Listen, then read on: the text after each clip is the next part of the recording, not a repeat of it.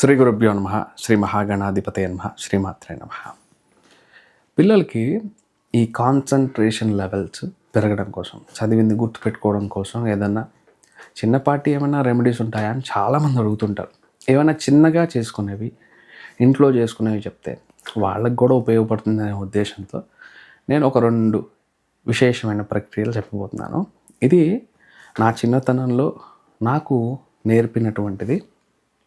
నేను నేర్చుకొని దాన్ని ప్రాక్టీస్ చేసి దాని తాలూకు రిజల్ట్ పొందాను. అందుకే మీకు ఇది చెప్దామని మీకు ఈ వీడియో ద్వారా చెప్పడానికి ముందుకు వచ్చాను.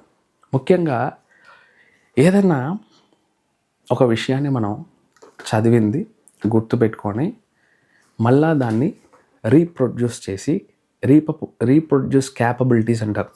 చదివింది గుర్తుపెట్టుకొని మళ్ళీ దాన్ని గుర్తు చేసుకొని పేపర్ మీద దాన్ని రాయటం, దాన్ని రీప్రొడ్యూస్ క్యాపబిలిటీస్ అంటారు. ఒకసారి చదివాం, చూసాం, దాన్ని రాసాం దీన్ని. అయితే ఆ క్యాపబిలిటీస్ ఎప్పుడు తగ్గిపోతాయంటే మన జన్మ జాతకంలో చంద్రుడు, బుధుడు వీళ్ళు పాడైతే. ఎందుకండి అంటే చంద్రుడు నీచలో ఉండము, చంద్రుడు రాహుకేతు అఫ్లిక్షను, పాపగ్రహ సంబంధం వచ్చి ఆ అఫ్లిక్షన్లో ఉండము, వ్యయాధిపత్యం వచ్చిన చంద్రుడు లగ్నంలో ఉండడము, ఇలాంటివి ఏమైనా ఉన్నా అనుకోండి చంచలంగా ఉంటారు వాళ్ళు. మనిషి ఇక్కడ ఉండి ఏవేవో ఆలోచిస్తుంటే వాళ్ళకి ఎలా చదువు అబ్బుతుంది? అది ఫస్ట్ పాయింట్. సెకండ్ పాయింట్, బుధుడు బుద్ధికారకుడు.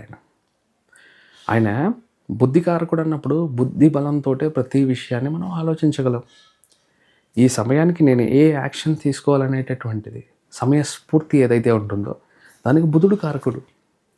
క్యాలిక్యులేషన్స్, ఈ గుర్తు పెట్టుకునే ప్రతి అంశము బుధుడు కారకుడు. ఈయన కనుక పాడైపోతే తప్పనిసరిగా మనం అన్నీ మర్చిపోతూ ఉంటాం.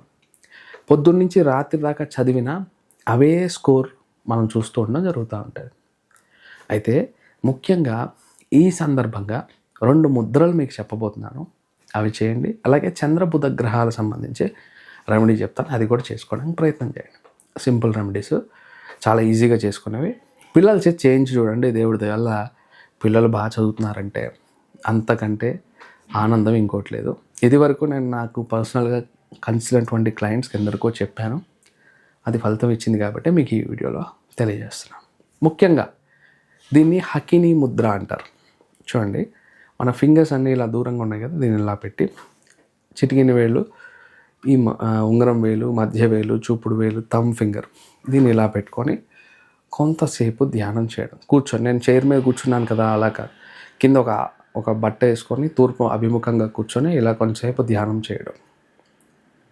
దీన్ని హకినీ ముద్ర అంటారు. చూడండి ఎలా ఉంది, అన్ని ఫింగర్స్ ఇలా ఉన్నాయి. ఇలా కొంతసేపు ధ్యానం చేయడం, ఇది హయ్యెస్ట్ కాన్సన్ట్రేషన్ లెవెల్స్ని మనలో పెంచుతుంది. First remedy. ఎంతసేపు చేయాలి మీ ఇష్టం, 1 నిమిషం నుంచి 10 నిమిషాల్లోపు ఎప్పుడైనా చేసుకోవచ్చు. ఇది ఒక రెమెడీ. ఇంకొకటి లింగముద్ర. అంటే శివలింగం ఎలా ఉంటుందో అలా కనబడుతుంది ఈ ముద్ర. నేను లెఫ్ట్ థమ్తో చేస్తాను. మోస్ట్లీ నేను లెఫ్ట్ హ్యాండర్, మీకు తెలిసిందే, లెఫ్ట్ హ్యాండ్తో రాస్తాను కాబట్టి. సో మీరు రైట్ థమ్ పైకి వచ్చేటట్టుగా చేయొచ్చు, లెఫ్ట్ థమ్ కొంచెంసేపు అలా కొంచెంసేపు ఇలా కూడా చేయొచ్చు. ఇదిగోండి, ఈ ముద్ర చేయడానికి ఈ 2 చేతి వేళ్ళు ఇలా పెట్టుకొని, ఓకే, పెట్టుకొని థమ్ముని బయటికి తీసి ఈ థమ్ముని దాని వెనక నుంచి ఇలా పట్టుకోవడం. ఇలా పట్టుకున్నాను అనమాట.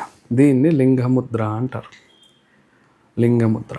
కళ్ళు మూసుకొని ధ్యానం చేయడం.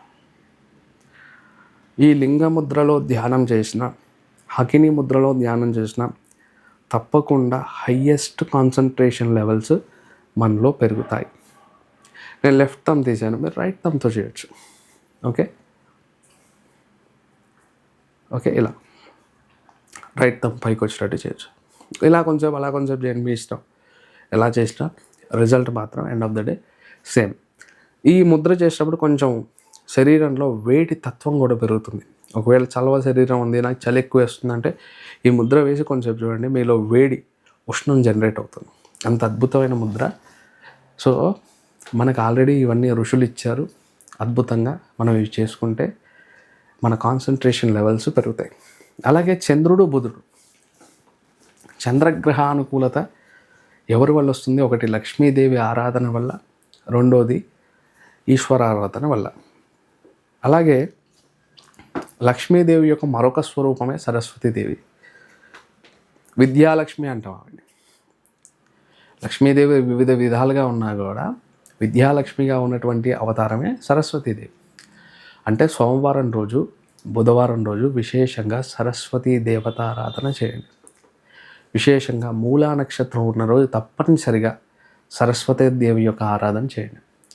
అలాగే సోమ, బుధవారాలు ఇవి చేస్తూ ఉండండి. కొంచెం మానసికమైనటువంటి ఈ యొక్క చంచల స్వభావం ఆ తల్లి తగ్గిస్తారు. ఎందుకంటే చంద్ర సహోదరి అయిన మహా అంటాం లక్ష్మీదేవిని. చంద్ర సహోదరి యొక్క మరొక అవతారమే, మరొక రూపమే సరస్వతీదేవి. లక్ష్మీ అమ్మ ఇంకొక రూపమే సరస్వతీదేవి. ఆ తల్లి అనుగ్రహం మనకు కావాలంటే తప్పనిసరిగా మనం ఈ సోమవారం కానీ లేదా బుధవారం కానీ మీ ఇష్టం, ఆ రోజు విశేషంగా సరస్వతి అమ్మని ఆరాధించండి. అలాగే పిల్లల చేత బుధవారం గణపతికి గరిక పెట్టిస్తూ ఉండండి. గరిక అంటే మీకు తెలిసిందే, స్క్రీన్ పైన కూడా పెడతారు. గరిక గణపతికి సమర్పిస్తూ ఉంటే విశేషమైన ఫలితాలు కలుగుతాయి. నా చిన్నప్పుడు నేను గణపతికి గరిక పెట్టడం ఒక అలవాటుగా ఉండేది. ఆంజనేయ స్వామిని పూజ చేయటం, ఆంజనేయ స్వామి బొట్టు పెట్టుకుంది ఎక్కడికి వెళ్ళాం. అలాగా గణపతికి గరిక పెట్టడం అనేది ఒక అలవాటు చేయండి పిల్లలకి. వాళ్ళకి మంచి విద్యాబుద్ధులు అన్నీ ఆయన ఇస్తారు ఆయన అనుగ్రహంతో. ఈ 2 ప్రక్రియలు చేసి ఎలా ఉందో చెప్పండి. గణపతికి గరిక ఎప్పుడు పెట్టొచ్చు? బుధవారం, లేదు బుధ సోమవారంలో ఏదో ఒక వారం. కోరుకోవాల్సింది ఒకటే, మీరు ఎలాగైతే పెద్ద చెవులతో భక్తుల యొక్క మొరలు వింటూ ఆశీర్వదిస్తూ ఉంటారో, ప్రతి విషయాన్ని మీరు ఎలా గుర్తుపెట్టుకుంటారు, అదే స్వామి అటువంటి శక్తిని నాకు ప్రసాదించండి అని కోరుకోండి. తప్పనిసరిగా మీ బిడ్డ మంచి మహోన్నతమైన విద్యావంతుడై ఉన్నత స్థితికి రాగలడు. శ్రీమాత్రే నమః.